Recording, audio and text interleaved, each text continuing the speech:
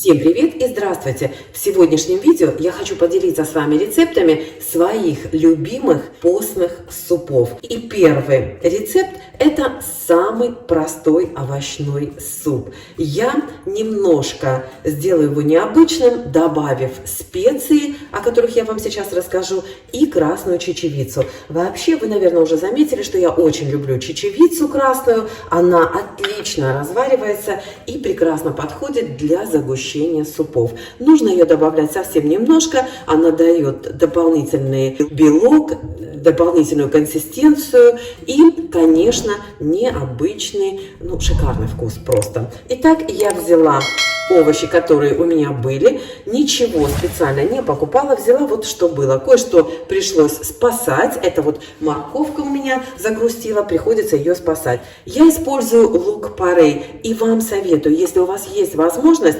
используйте лук-порей в этом супе вместо обычного лука. Он намного приятнее на вкус, не такой острый и для супа подходит просто отлично. Итак, я его сейчас порежу и обжарю на растительном масле. Нож нужен побольше. Остальные овощи я тоже порежу произвольными кусочками и все это обжарю. Поскольку я готовлю суп-пюре, то неважно, какими кусочками вы порежете. Соломкой, кубиками, как угодно. Я взяла растительное масло. У меня это подсолнечное, можете брать любое, какое хотите. Можете взять оливковое, рапсовое, в общем, какое у вас есть.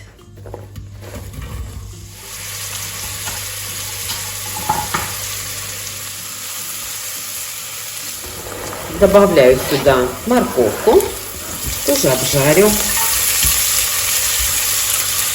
Добавляю сюда же картошку, у меня буквально парочка оставалось мелких. И чечевицу, которую я промыла и откинула на ситечко. Осталось суп залить горячей водой. Посолить, поперчить и положить лавровый лист. Все, доводим овощи до готовности и суп готов. Добавлю еще укроп. Вообще добавляйте любую зелень, какая у вас есть. У меня вот есть укроп. Шарик там, где там шарик? Вот, добавляем замороженный укропчик и все дела.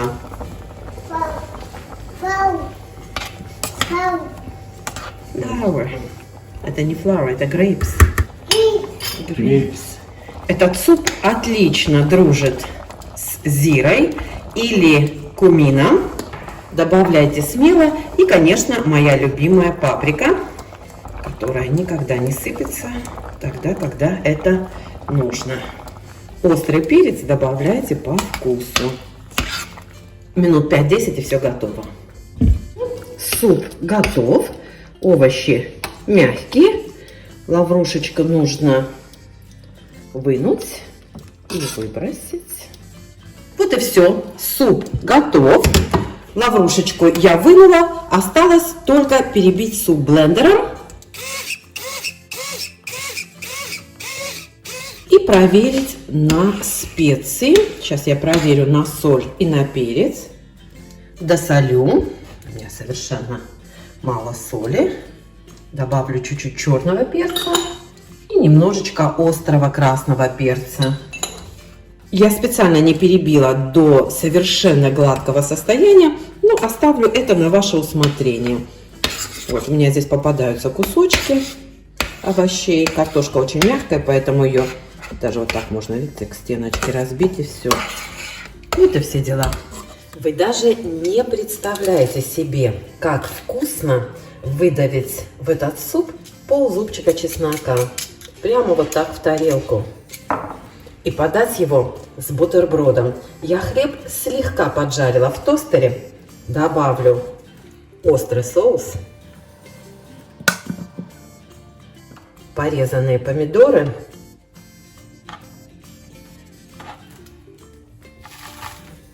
И все. Супер.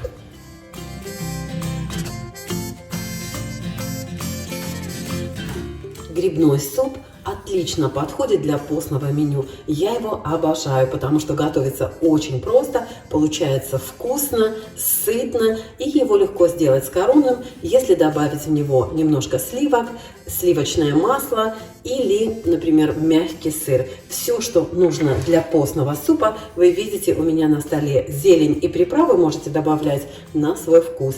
Нужно взять лук, я взяла половинку луковицы, потому что она у меня очень большая, и обжарить его на растительном масле. Я буду это делать сразу в кастрюле.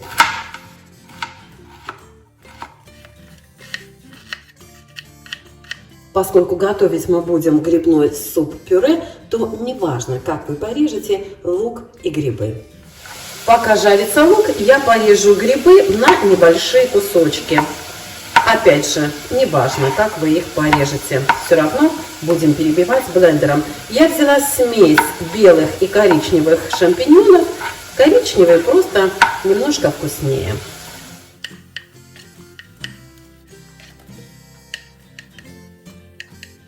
Чеснок я мелко порежу, хотя можно пропустить его через чеснокодавилку. Но это опять же не имеет принципиального значения.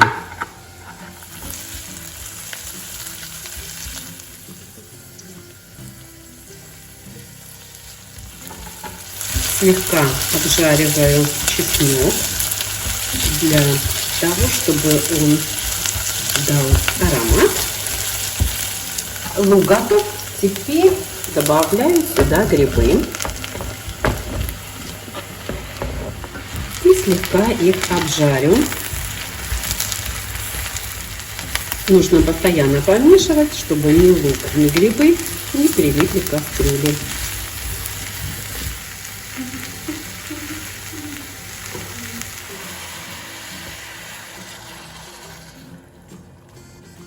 И заливаю кипятком так, чтобы грибы были покрыты жидкостью. Не очень много. Вот, немножко еще выкипит. Добавляю сюда тимьян.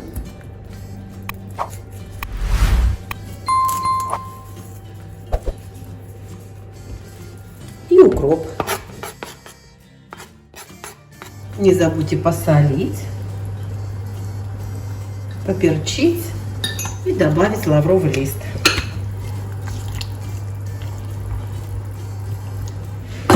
Теперь нужно поварить минут 10 и потом перебить блендером. Все дела.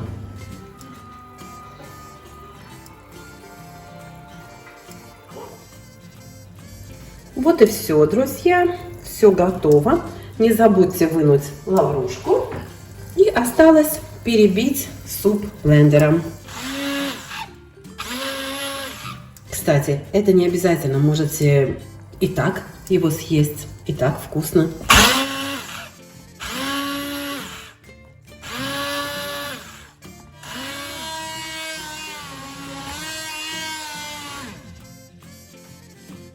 Вот и все. Осталось только досолить, доперчить, если необходимо.